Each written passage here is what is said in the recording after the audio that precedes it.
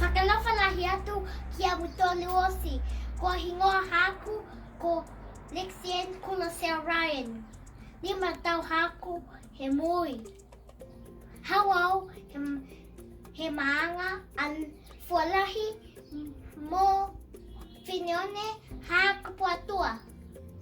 Lalongo tapu ke he whangi aki whahi tapu whangau niwe. Koe masini hatau tolu koe hova nisi. Koe masini hatau tolu koe hova nisi.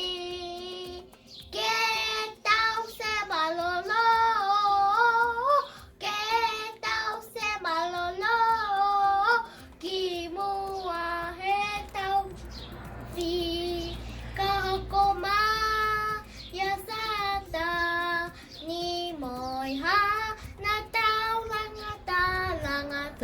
langata au sinakai matupitaku ke tau setu mau setu kukilungai masi ni kualata ke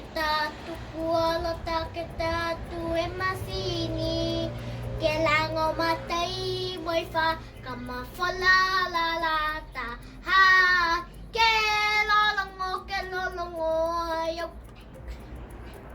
kahokoma ya sata ni moi ha na tau langata au sinakai matukutaku ke tau setu mau setu kukilungai masi ni kualata ke tatu e masini ke lango matai mai fa kama fola la la ta ha ke lolongo yo kualata